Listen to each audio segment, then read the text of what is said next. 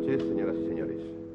Nos interesa aclarar en un principio una cuestión. No, esta noche no vamos a explicar la vida de Cristo. Y no vamos a explicarla por diversas razones. En primer lugar, porque este no es el marco más adecuado para ello.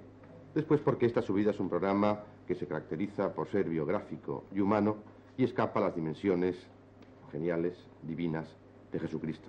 De otra parte, los pinceles más geniales, los escultores más inspirados, incluso el séptimo arte, nos han dado ya una panorámica de la vida de Jesucristo. Hoy, esta noche, queremos plantearnos una cuestión. ¿Cómo era físicamente Jesús? ¿Cómo era en realidad como hombre? Vamos a plantearlo con todo rigor y a través de las respuestas de personas muy autorizadas en la materia. Y también se nos ocurre preguntar cuál es la idea que de cómo era físicamente Jesucristo existe en la calle. Para ello, hemos sacado nuestras cámaras al exterior y este es el testimonio vivo de cómo la calle ve a Jesucristo. ¿Cómo cree usted que era físicamente Jesucristo? Pues Jesucristo era un hombre alto, como decir, de fisonomía de un hombre bastante fuerte. Y Jesucristo pues ha venido al mundo, como dicen las leyendas, y yo lo creo así, y que por él habíamos sido gobernados. ¿Ha visto usted a alguien que le recordara a Jesús físicamente? ¿Físicamente a Jesús como Jesús? Sí. ¿Como Dios? ¿Algún hombre ha visto, algún amigo que se lo recordara? No existe, no lo hay. ¿Jesús era alto? No sé. O sea, en las imágenes, no muy alto, no muy alto. No. ¿Guapo? Pues, sí, ¿Alegre? sí. ¿Cómo era? Físicamente, pues yo lo imagino un hombre normal, claro, nos lo imaginamos a la edad que lo mataron, ¿no? Sus 33 años, un hombre no muy alto, no muy bajo, fuerte más bien. Yo me lo imagino pues un hombre alto, fuerte, rubio y no muy gordo. Como un judío esbelto, con una mirada clara, sencilla y con una amabilidad muy grande ante cualquier problema que cualquiera persona le presentará hacia él. ¿Usted cree que las imágenes que usted ha visto de Jesús responden a Jesús hombre? ¿No? Yo creo que están un poco desfiguradas. ¿Idealizadas quizás? Sí. Yo creo que Jesús, al natural podríamos decir, era más hombre de que nos lo pintan en las imágenes. Ya ven ustedes que es curioso, casi todos, existe un denominador común, creen que Jesucristo era fuerte. Luego existen otras diversas opiniones sobre distintas cualidades físicas de Jesús de Nazaret. Quizá todo esto sean vivencias recibidas a través de las imágenes artísticas que las generaciones han ido otorgando sobre Jesús de Nazaret. Bien, pero existe un especialista en la cuestión, es el padre Antonio Borrás. El padre Antonio Borrás va a decirnos si nos ha llegado alguna imagen artística que refleje con exactitud tal como era Jesús.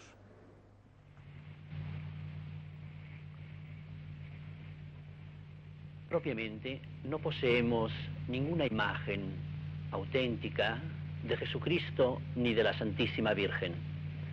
Y no podemos extrañarnos. En primer lugar, entonces no existía la fotografía.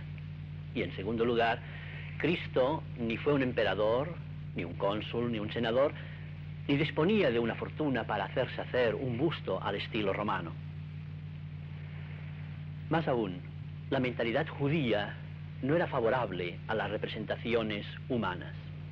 Cuando la Iglesia permitirá su culto exponerlas en el interior de las iglesias, se nos presenta una dificultad. ¿En qué se basarán los artistas para darnos una imagen de Cristo, e igualmente podríamos decir de la Santísima Virgen? En unos momentos determinados, por unas luchas religiosas, convendrá insistir más en el aspecto de su divinidad, mientras en otros momentos convendrá recalcar el de su humanidad.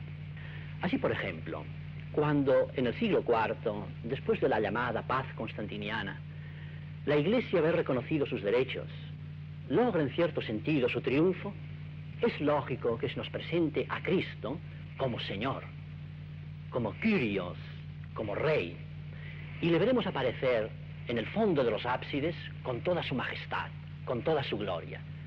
Será un hombre en la plenitud de su edad, con unas barbas, que incluso recordará en algún caso, como el de Santa Pudenciana de Roma, la cabeza de un Júpiter. Este arte absidial perdurará a lo largo de toda la Edad Media y llegará incluso hasta Cataluña, donde encontramos los maravillosos frescos conservados hoy en el Museo de Barcelona, como el del Cristo de Taüll. Esta insistencia en la parte de la divinidad de Cristo la vemos aparecer incluso en algún aspecto concreto, como el de estos Cristos muertos y a pesar de ello con los ojos abiertos, para recordarnos que incluso después de su muerte la divinidad siguió habitando en aquel cuerpo. El ejemplo más representativo es el del Códice de Rábula del siglo VII. Esta tendencia a presentarnos Cristo como Señor, como Dios, como Rey, llegará a un límite extremo en el siglo XI, cuando, debido, por un lado, a las invasiones de los húngaros en el este de Europa y al de los normandos por el norte, oeste y sur, Europa se sentirá sumida en un terror. Existirá siempre un peligro inminente de destrucción, y entonces concebirán la imagen de Cristo como la de un Dios todopoderoso, pero terrible. Y en este momento se multiplicarán, por ejemplo, las representaciones del último juicio del juez que espera su hora para juzgar, para condenar. Pero evidentemente estas representaciones no eran en el fondo cristianas, y era lógico que se produjera la reacción, y fue obra de Bernardo. El santo de Claraval comprende que aquella lejanía de aquellos pantocratos en el fondo de aquellos ábsides alejaban al hombre de Dios, de Cristo, e inicia una nueva corriente, insiste en la humanidad de este Dios hecho hombre. Y esa tendencia de Bernardo la recogerá Francisco de Asís y la escuela franciscana, y encontraremos aquellas imágenes del niño que juega con su madre, del niño que mama en el seno descubierto de la Santísima Virgen, en aquellas escenas pastoriles, incluso escenas serias como es la de la crucifixión, aparecerán rodeadas con todo un ambiente campestre. Junto a esta sensibilidad hallamos lentamente de nuevo el aspecto naturalístico de la sangre, del terror. Se multiplicarán las representaciones de un Cristo llagado, de un Cristo chorreando sangre. Y cuando en el siglo XV, después de la peste negra, de nuevo una ola de terror invade Europa, repercutirá evidentemente en las representaciones artísticas en general y en concreto en las de Cristo. Y aparecerán estos Cristos desgarrados, destrozados, completamente sumergidos en un baño de sangre. Tampoco esto era cristiano. Y se produjo el fenómeno del Renacimiento, un volver a las fuentes del naturalismo. El hombre se presenta como señor de la naturaleza. Él es el ser perfecto por excelencia. Y encontramos a Miguel Ángel, que por primera vez en la historia se atreve a representar a Cristo de edad madura completamente desnudo. Es el hombre, es aquella belleza la que interesa. Este Renacimiento, con su tendencia al naturalismo, derivará lentamente hacia los caminos del barroco, con un recargamiento de las formas, con una exageración de la expresión. Encontramos los famosos Cristos, imágenes en general de la escuela castellana y sevillana, con todo su patetismo, con su dramatismo, con aquellas lágrimas en los ojos de la Virgen. Quizá una imagen clave sería la del Cristo crucificado de Velázquez, que oscilaría entre el clasicismo del Renacimiento y el barroquismo del siglo posterior. Otra imagen que todos conocemos y que nos da este Cristo maravilloso, sublime, a la vez que afable, es la del Cristo del Greco que conserva el Museo del Prado. Más adelante, quizá en parte debido a la influencia de aquel Cristo que hemos citado de Miguel Ángel, los siglos posteriores, carentes del poder de creación, nos dejarán unos Cristos endebles, afeminados, que más bien nos darán a conocer un aspecto no ciertamente cristiano, el afeminamiento general de todo el arte religioso. Tendremos que llegar al siglo XX para encontrar de nuevo un resurgir del arte cristiano, un volver a aquellas fuentes primitivas que nos den una imagen de Cristo válida, auténtica, que nos hable a todos nosotros. En nuestros días, el arte religioso ha vuelto a los cauces normales. Ha prescindido de todas aquellas leyendas, de todas aquellas falsas revelaciones que nos habrían producido un arte ficticio, quizás escalofriante, quizás incluso apto para un determinado momento, y ha vuelto a lo esencial, a darnos la imagen auténtica de Cristo. No encontraremos ciertamente aquellas desviaciones como la de un Cristo con un clavo clavado en la cabeza o con una espina atravesando su lengua, sino lo auténtico, lo histórico, lo verdadero. Y encontramos dos tendencias. Una que busca darnos un cuadro exacto de una realidad. Así, por ejemplo, el cuadro de Prieto pretende presentarnos cómo Cristo verdaderamente moriría en la cruz. Es, por así decir, un documento de carácter histórico. Pero más válido desde el punto de vista artístico es aquel arte que, radicándose en las corrientes actuales, nos da una imagen de Cristo. Entre otros muchos, me atrevería a citar, sea las obras de un Subirachs, como la cabeza impresionante de Leo. Estas obras nos muestran cómo todavía hoy es posible una imagen de Cristo, que no será una fotografía de Él, que no será una representación exacta de cómo Él era, pero sí será una imagen que hable a cada uno de nosotros de aquel Cristo que hace 20 siglos existió y que nos lo presente hoy de una manera que nos hable, que nos diga algo, que encontremos en Él el mundo en que nosotros vivimos. Si el arte religioso es insuficiente, habrá que acudir a otras fuentes. Cristo nació, vivió y murió en una época histórica claramente delimitada. Mediante documentos, mediante restos arqueológicos, mediante la tradición, podremos tener, si no la imagen real de Cristo, al menos la imagen del hombre medio de aquellos años. El padre Sebastián Bartina, profesor de Ciencias Bíblicas de la Facultad de Teología de Barcelona, es un especialista en la materia, conoce los documentos de aquella época, incluso los lugares, los paisajes en que vivió y murió Jesús. Padre, con todos esos elementos, ¿hay ya suficiente para efectuar un bosquejo de la figura del Hijo de Dios hecho hombre? Si sumáramos todos los elementos que poseemos y nos da la geografía y la arqueología, no podríamos nunca formar una imagen perfecta de Jesús hombre. Sin embargo, la arqueología es como un quinto evangelio. Actualmente las excavaciones y descubrimientos nos hablan del mundo de Jesús. Padre, ¿salió Jesús de Palestina? Jesús salió 2 veces de Palestina. Primero, cuando era pequeño, lo llevaron a Egipto y luego, durante su predicación, tuvo que retirarse algunas veces pasando la frontera de Fenicia.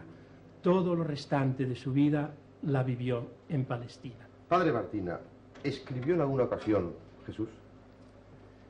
Jesús, que sepamos a través de los evangelios, solamente escribió una vez, y precisamente en el suelo, sobre la arena, se lo lleva todo el viento. La razón de no haber escrito Jesús la pone una escuela exegética moderna, concretamente la de Uppsala, en que en aquel tiempo estaba prohibido escribir de temas religiosos. Pero parece más acertado el hecho que en la antigüedad, en tiempo de Jesús, se daba una preponderancia excepcional a la tradición, a la enseñanza oral, sobre todo en temas religiosos, y esa enseñanza oral provocaba una memoria, un recuerdo más tenaz que la misma Escritura. Padre, ¿Jesús cantaba, lloraba, reía? Yo le voy a contestar a estas preguntas, pero antes tenemos que ver a Jesús a través de otro mundo, el de los Evangelios. Los Evangelios nos dan un retrato de Jesús y nos dicen si lloró, si cantó, si rió. Los Evangelios aparecen principalmente en los antiquísimos papiros. El documento más antiguo que poseemos es un fragmento pequeñísimo del Evangelio de San Juan. Ese fragmento fue hallado por un especialista inglés trabajando en objetos venidos de Egipcio en una momia y contiene un trozo de un ángulo de una página del Evangelio, mediante el cual se ha podido reconstruir totalmente la página entera y el Evangelio de San Juan. Los papiros son los antiguos documentos que pudo haber conocido e incluso pudo haber escrito Jesús si hubiera escrito. El fragmento al cual me refiero es del año 125 aproximadamente de nuestra era, lo cual significa que fue escrito unos 30 años después que Juan escribiera su Evangelio, porque se fecha la composición del Evangelio de San Juan hacia el año 90. Ese fragmento brevísimo ofrece las dos caras con muy pocas líneas y a través de él se puede, como decía, reconstruir el Evangelio entero, porque mirando atentamente se reconstruye a través de lo que poseemos lo que falta. Colocando el fragmento en una página, vemos que coincide con el extremo de la otra, y así tenemos la página entera. Ese fragmento dice precisamente eso: yo he venido a dar testimonio de la verdad. El que es de la verdad oye mi voz. Y refleja el momento en que Pilato interroga a Jesús. Tenemos pues un buen material para conocer la vida de Jesús. Y ahora paso a responder las preguntas concretas que ha hecho. Los evangelios nos dicen que Jesús tuvo sed junto al pozo de la Samaritana, tuvo hambre, los apóstoles le dieron de comer, se maravilló ante el centurión. Sin embargo, nos dice que Jesús lloró 2 veces por lo menos, ante Lázaro, a quien iba a resucitar, y ante la destrucción de Jerusalén, y no rió nunca. Y la razón es porque la risa implica un conocimiento de comparación entre dos extremos chocantes, y aquellos que en general son más inteligentes no ríen. En cambio, el llanto es un lenguaje trágico universal. ¿Cantaba? Jesús cantó sin duda, y la razón está en que el Evangelio dice que, acabada la última cena, poco antes de que fueran a Getsemaní, entonaron los himnos, y esos himnos ya de cariz litúrgico son cantados actualmente en las sinagogas, que recuerdan remotamente, pero con gran afinidad, los tiempos de Jesús. Tienen fragmentos de un canto religioso extraordinario. Las maravillosas parábolas descritas en los evangelios fueron pronunciadas por Jesucristo en un idioma casi desaparecido hoy en día, el arameo occidental. Tenemos entendido que existe aún una pequeña ciudad en la que se habla la lengua que usó hace 2000 años. El padre Alejandro Díez Macho, catedrático de lengua hebrea y lengua y literatura rabínicas, es un experto de talla mundial en esta cuestión. ¿Se sabe, padre Díez Macho, con certeza que era el arameo la lengua en que habló Jesucristo? Efectivamente, se sabe que el arameo dialectal de Palestina, particularmente el que se hablaba en la provincia norte de Palestina, Galilea, es la lengua que habló Jesucristo y en la que predicó. Se conserva aún en el Evangelio de San Marcos particularmente una serie de palabras arameas pronunciadas por Jesucristo y que ciertamente pertenecen al arameo, algunas de ellas exclusivamente arameo del norte, arameo galilaico. Así, por ejemplo, cuando Jesucristo resucitó a una niña de 12 años, la resucitó con estas palabras: Talita Kumi, en arameo Talyeta Kumi.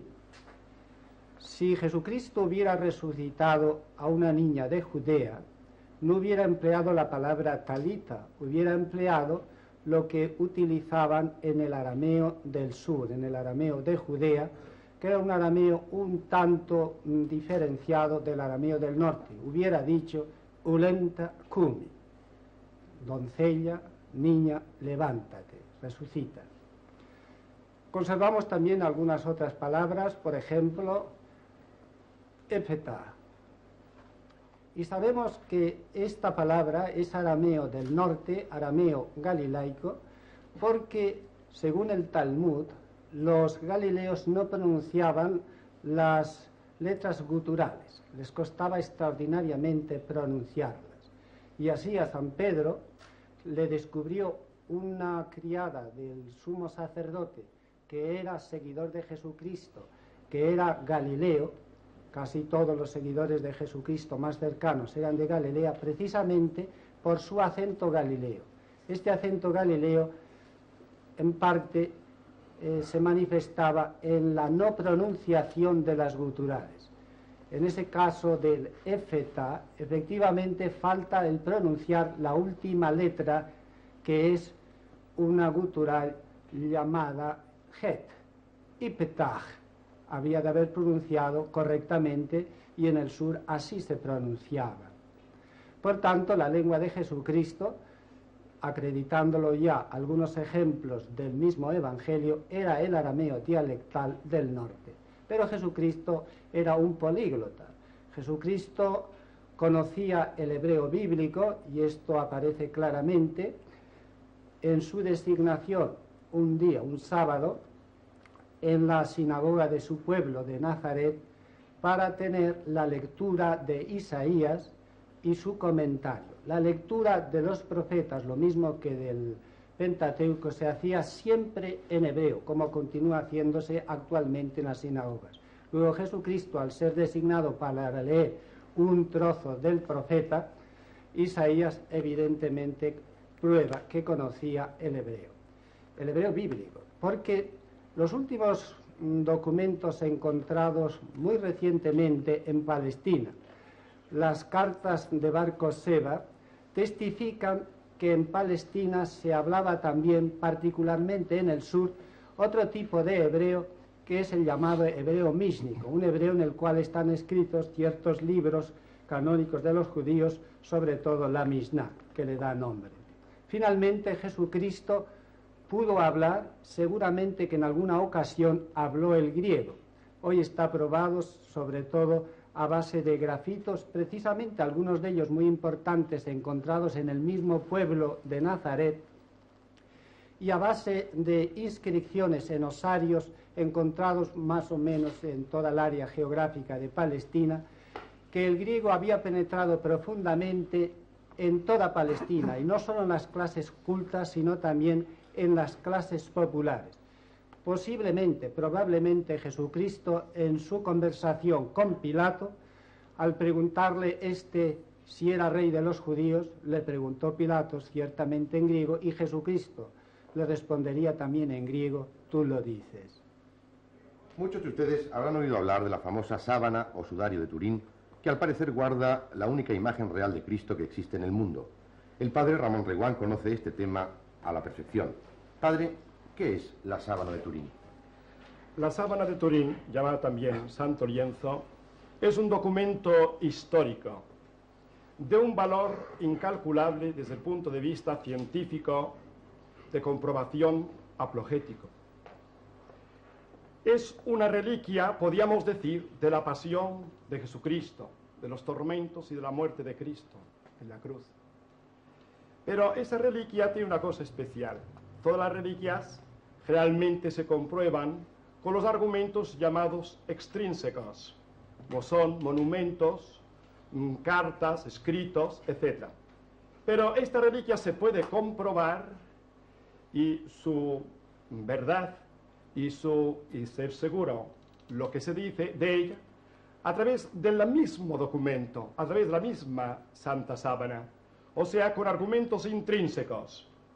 Así, por ejemplo, para comprobar el lienzo, pues que es de aquel tiempo, los textiles sin ninguna clase de duda, hecho el examen, pues ciertamente afirman de que ese lienzo es del tiempo de Jesucristo. Si a nosotros nos puede causar un poquitín, digamos, de extrañeza al pensar la duración, tantos años que se haya conservado, pero para los entendidos, los textiles, esto no es ninguna dificultad, dado que el lienzo de Turín está hecho de hilos de lino, y la duración del lino es grandiosa. Así tenemos en París, por ejemplo, en el Museo Arqueológico de París, en la sección de Egipto, lienzos en que no tienen 20 siglos, sino 30 siglos y aún más. La duración del lino, pues, es grandiosa. ¿Qué hay en la sábana de Turín? Cuya medida son 4 metros 36 de largo por metro 10 de ancho. Pues aparece esa figura, como está en la pantalla, esa figura de hombre desnudo, la parte frontal, la parte dorsal de un cuerpo. Esa figura que ha ido oscureciendo, ha ido haciéndose cada vez, pues, más visible. Esto, pues, ¿qué es? Pintura. Actualmente, dentro del campo de la ciencia, de la investigación, no se duda lo más mínimo de que esto no es ni puede ser pintura. Pues, ¿cómo se han formado esas improntas? ¿Cómo se ha formado esta imagen? Para esto tendríamos que llamar el médico, tendríamos que llamar también el químico y el historiador. Si empezamos por este último, el historiador, los historiadores de este sepelio, de esa sepultura de Jesucristo, son naturalmente los evangelistas. Y Juan, en el capítulo 19, habla de la sepultura del Señor y nos dice que lo envolvieron en el lienzo bañado en las especias aromáticas. Esas especias aromáticas eran aloe y mirra. Aquí nos dirá el médico que las emanaciones del cadáver envuelto en ese lienzo, y aquí pues encontrará el químico las huellas estas de la aloetina. Y así pues se formó esta imagen. Esta imagen que es de Jesucristo, no hay duda. Ahora bien, lo que fue extraordinario, el acontecimiento más grande, podríamos decir, en ese sentido, de la humanidad, fue en el año 1898, en el mes de mayo, cuando por vez primera se puso delante del santo lienzo una máquina de retratar. El que hizo esta fotografía en 1898 fue Secondo Pia. Este aficionado, abogado, hizo la fotografía y ¿qué es lo que se encontró? Pues allí en el laboratorio cuando reveló la fotografía. Cuando él vio lo que salía en el negativo, se quedó tan maravillado que no salía de su pasmo, de su asombro.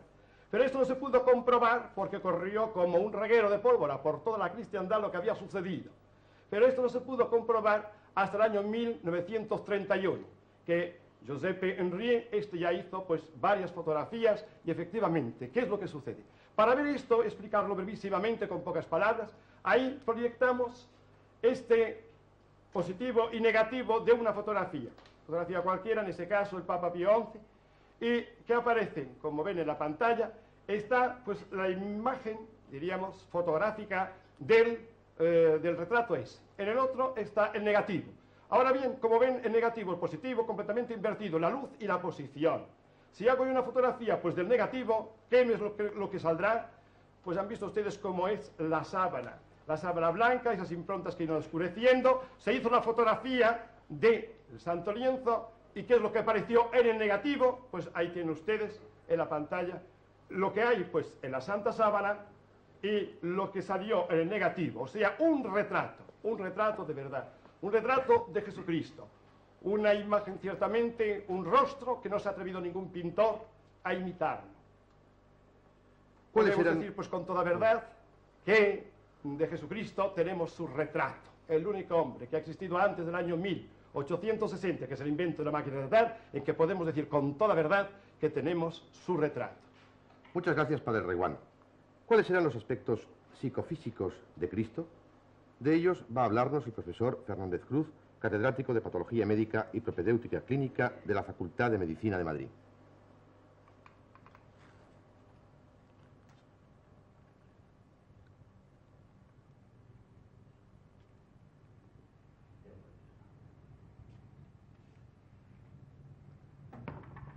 Desde la atalaya de la proximidad del segundo milenario, el hombre de la revolución industrial, el de la civilización técnica, se dirige a mí buscando en mi persona a un constitutólogo, a un patólogo general, a un naturalista, para que le descifre y esclarezca en cierto modo la personalidad psicofísica del divino nazarita.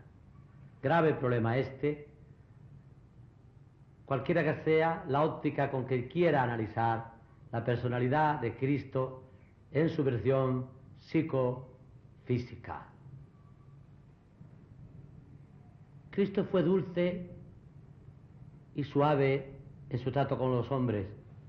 Entonces podríamos deducir una personalidad psicofísica un poco almibarada y falsa, como la literatura, la escultura y la pintura, especialmente pietista, nos lo ha presentado. ¿Pero es esto cierto? Yo me atrevería a decir que no.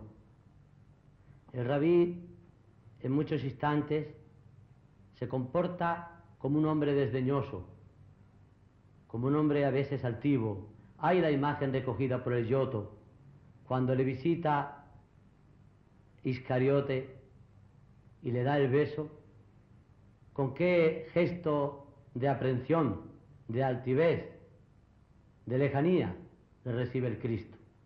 Y cuando la bofetean, vemos a un hombre con capacidad de reaccionar, ya que dice: si lo que digo es falso, testifícame, pero si lo que digo es verdad, ¿por qué me golpea?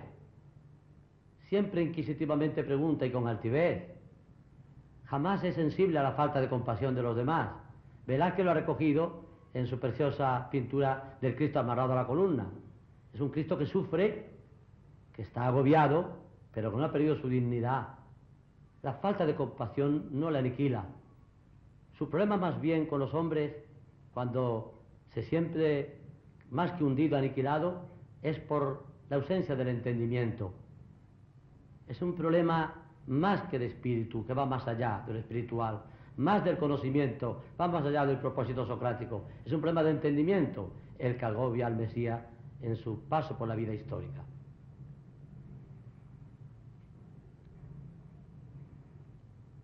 A pesar de todo, Cristo en algunos momentos revela una personalidad psicofísica proclive a introducirse hacia sí mismo, hacia la introspección y caer en una especie de ansiedad o angustia. Cuando le pide al Padre que pase pronto el cáliz de él, se le ve con ansiedad. Y en la cruz, cuando se retuerce, en el momento preagónico y antes de la expiración, problema del que me he ocupado en el orden también antropológico, antes de su muerte, el Cristo se angustia, se le inmoviliza el tiempo, se le ve en su expresividad fisionómica, en las palabras que pronuncia, en su proceso relacional con los demás hombres, todas las características de un hombre angustiado. Pero, en verdad, se nos olvida cuando hablamos de Cristo, de que su personalidad, en su versión natural, cuando queremos estudiar su historia natural, es una personalidad única en la historia de la creación. Es el único ser que ha sido creado por el Espíritu Santo. Él vino al mundo y no era de este mundo. Y lo creó el Espíritu Santo de la biología, de la carne de una mujer, de María la Virgen. Pero él, que era biología, no era zoobiología como los demás hombres. Por lo tanto, su cuerpo era superlativamente perfecto. Era la armonía suprema en el orden biológico, también estético. Recuerdo a este respecto una bella anécdota. Hace años, visitando el estudio de un eminente escultor, Asorey, veíamos cómo había conseguido la más preciosa talla en granito que puede realizarse al menos que yo haya contemplado en mi vida. Y el grupo que visitábamos este taller lo componían, entre otras ilustres personalidades, un abad benedictino. Y al decirle al escultor, qué preciosas rodillas, qué perfectos tobillos, qué imagen de cintura tan preciosa había alcanzado, qué cuello, qué hombros, nos dijo, entre suplicante y definidor: pero profesor, pero padre abad, si este cuerpo lo hizo el Espíritu Santo, si es el más perfecto de los que ha creado el universo mundo y en el cosmos, es la máxima perfección, ¿qué puedo yo hacer sino imitar lo más perfecto? Esta estimación de la personalidad de Jesús, no zoológica, sino biológica, es decir, materia viva pero esculpida y creada por el Espíritu Santo, no la podemos subestimar a la hora de hacer un estudio de la historia natural del Hijo del Hombre, del Rabí divino. Ya tenemos una idea de cómo era la imagen de Cristo.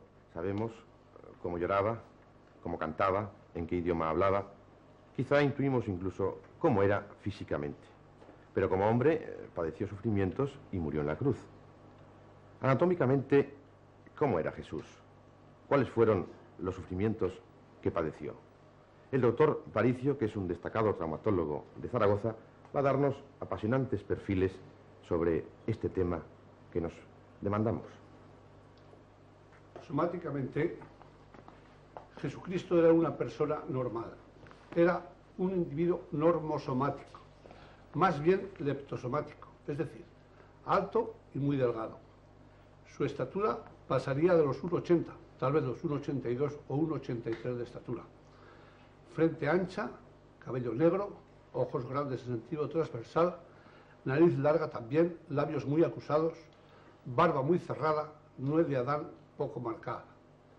Unos brazos largos con músculos finos, músculos de nadador, prolongados por unas manos y unas uñas fáciles.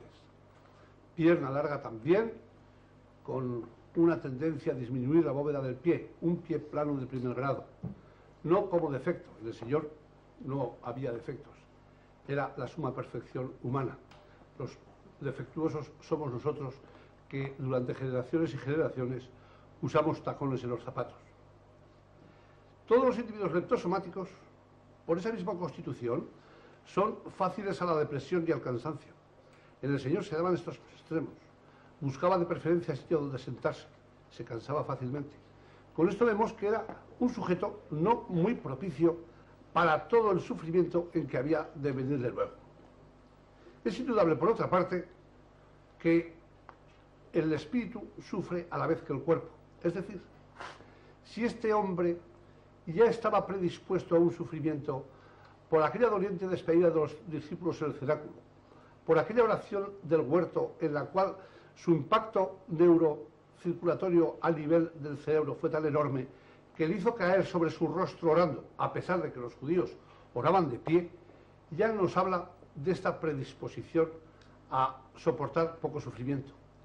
Vino después el martirio de los azotes, el cruel y tétrico martirio de los azotes, que se lo dieron a este señor, no al uso judío, en que no podían dar más de 40 azotes, por eso daban siempre 40 menos 1 para no pasarse, sino los romanos, los cuales empleaban unos látigos que ven ustedes en la pantalla, unas interpretaciones de cómo debían de ser. Eran unas correas o unos nervios que terminaban en unas bolitas de hierro o de madera o de hueso que se llamaban escorpiones, los cuales desgarraban la piel y producían unas heridas superficiales, no mucho, también algo profundas, pero que además sangraban profusamente. Muchas veces en el martirio de los látigos moría el reo. Este golpetazo repetido sobre el tórax ocasiona una pericarditis traumática que se traduce en un dolor precordial intensísimo a la vez que va acompañado de una fiebre muy alta. Posteriormente le hicieron un capacete de espinas, no exactamente una corona, tal como ven en sus pantallas también las espinas estas de una zarza muy corriente en Palestina, el Sisyphus vulgaris, son de un tallo tan ebúrdeo que imposible es el malearlas o movilizarlas para hacer una corona. La corona que la sujetaba era una corona de juncos, que por cierto se venera en París, en Notre Dame, en la Sainte-Chapelle. Posteriormente esa coronación de espinas cargó con el madero de la cruz, con el palo transversal, y con él fue hacia el Calvario. Llevó solamente el palo transversal, el patibulum, como era costumbre entonces. El palo vertical estaba ya clavado en el lugar de las ejecuciones. En este caso, la ayuda del cirineo fue para llevar también el árbol vertical, el stipes, porque en el sitio donde crucificaron al Señor no era el en el que habitualmente hacían estos menesteres. Una vez allí, en el Calvario, lo desnudaron totalmente. Lo clavaron en el patíbulo, como se clavaba entonces, no por las palmas de las manos, sino por el carpo, o sea, por la muñeca. Si se hubiera clavado por las manos, se hubiera desgarrado. Nosotros hemos hecho experiencias personales con el doctor Conde Andreu en la Facultad de Medicina de Zaragoza y hemos comprobado que los cadáveres clavados por la palma se desgarraban, aun cuando la rigidez cadavérica le daba un tono mucho más duro que en vivo. Ahí ven en la pantalla unas radiografías en las cuales se ve de frente y perfil la penetración del clavo. Y vean ustedes en los dibujos de la derecha cómo hay un ligamento, el ligamento anular, que va desde la evidencia telar al hipotenar, que da una consistencia fenomenal para que no se descolgaran del clavo. Una vez subido con el patíbulo, se subía sobre el árbol vertical de la cruz, y entonces se hacía cabalgar al reo sobre un muñón que se llamaba sedile, y entonces se clavaban los pies con 2 clavos. Digo con 2 clavos porque difícilmente se puede poner un pie sobre otro, siendo así que llevaba un muñón de madera entre las piernas. El Señor murió en un tiempo relativamente corto, tan corto que no hubo necesidad de practicar el plurifagio romano que se practicaba a los reos cuando acotaban su estancia en la cruz durante días y semanas enteras. Clavado por los carpos, se irritó el nervio radial y por lo tanto el oponente del pulgar, lo que hizo que su pulgar se volviera sobre la mano, haciendo que las manos parece que no tengan este dedo pulgar, y por eso en la sábana santa de Turín solamente se ven los 4 dedos. Una vez en la cruz, murió rápidamente. Murió, si me hicieran ustedes decirles de qué murió, yo querría decirle que fue por una asfixia ocasionada, por una tetanización mecánica, no microbiana, de los músculos que bloquean el juego respiratorio. Esta tetanización hizo que aquellos músculos se endurecieran e impidieran todo juego en el movimiento respiratorio y sobrevino la asfixia. Esta asfixia fue la que ocasionó el derrame de sangre y agua, junto con la pericarditis que hemos antes hablado, que en la lanzada que le dio el centurión después de muerto evacuó, como ven en el gráfico que se ve en la pantalla, agua del borde pericárdico y sangre de la aurícula derecha a donde llegó la punta de la lanza sin duda ninguna. Vean ustedes pues por qué este hombre murió relativamente en un plazo muy corto. Hemos intentado trazar un bosquejo de Cristo por el que han pasado una serie de características que marcaban su personalidad. Su imagen y su palabra se han asomado a través de estos testimonios vivos. Pero existe un aspecto de Cristo que es quizá paradoja: la expresión de sus silencios, su forma de hablar callando. El doctor Sánchez Bosch, profesor de Cristología de la Facultad de Teología de Barcelona, nos habla de estos silencios. El silencio de Cristo puede resultar acuciante especialmente para quien contemple las diversas fases del proceso que le llevó a la muerte. Jesús, que había hablado en la sinagoga y en el templo, que había tenido siempre una palabra exacta de respuesta a quien le preguntaba, ofreció un duro silencio a aquellos que le acusaban, primero en el Sanedrín, donde no pronunció una palabra hasta que fue conminado en nombre del Dios vivo por el sumo sacerdote, luego ante Pilatos, donde a las acusaciones de sumos sacerdotes y ancianos no respondió ni con una sola palabra, de modo que excitó la sorpresa del mismo procurador. Por fin, ante el rey Herodes, el cual estaba especialmente interesado en oírle hablar y en ver alguno de sus milagros. Profundizando un poco en este silencio del Señor, encontraremos en primer lugar la profundidad de su psicología.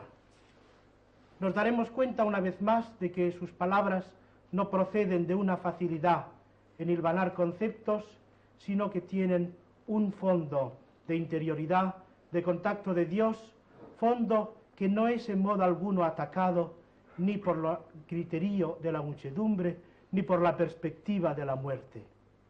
Jesús conserva el dominio sobre sí mismo. Recordamos aquella vez en que Jesús, cuando la mujer adúltera iba a ser lapidada, con su silencio logró que se fueran retirando uno tras otros aquellos que le acusaban.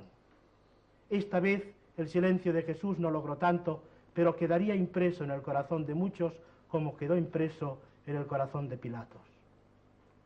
Otro aspecto que podemos considerar en el silencio de Cristo es la mansedumbre profetizada ya por el profeta Isaías.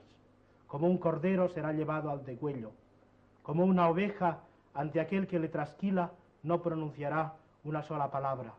Y así vemos que especialmente el silencio de Cristo se opone a la injuria, sea la injuria en forma de acusación durante el proceso, sea la injuria que le propinaron, sea la guardia del templo, sea la soldadesca romana, o muchos de aquellos que se encontraban al pie de la cruz y le insultaban.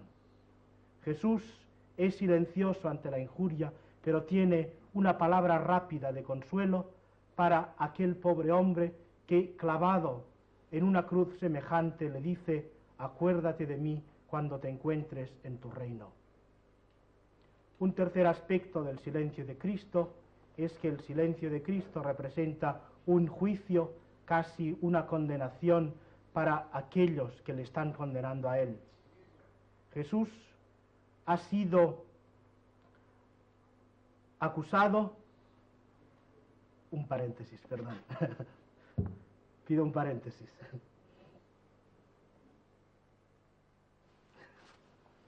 Corta. Sí, cortar y luego... No es tan fácil, ¿eh? Es que habría que empezar desde el principio ahora. Vamos, ya. ¿De veras? Sí, a ver si se arregla. Lo siento, pero se me ha ido. El salto al cielo, que es su lugar, ¿no? Como decía el padre Seguí. Siga, padre, cuando quiera. Siga. Sí, un momento. Ahora ya.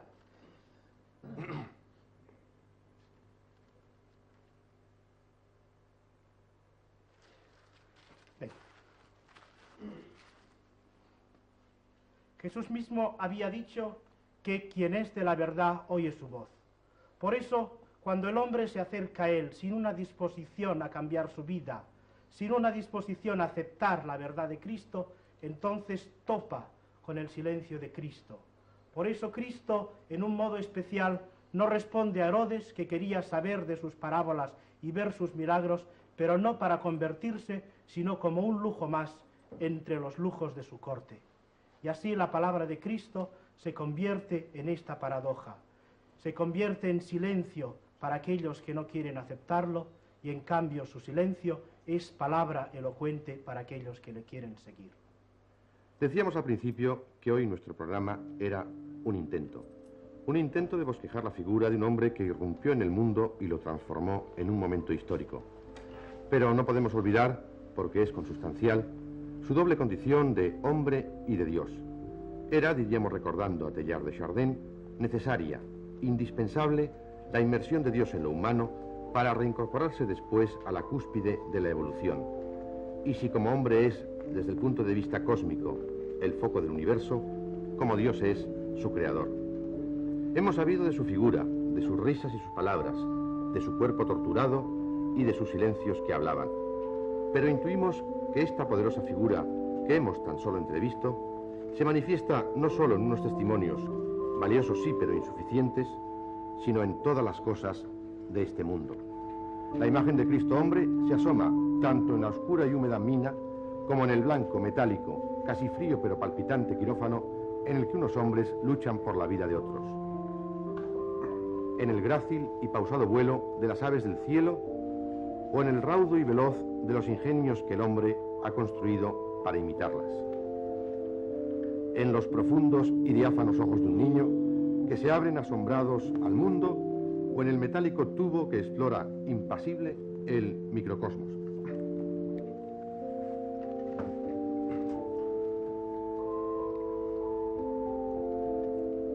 En todas las cosas de la vida, en las más importantes y en las más nimias, aparece la figura humilde y gigantesca a la vez del hombre que redimió al mundo, de un hombre llamado Jesús.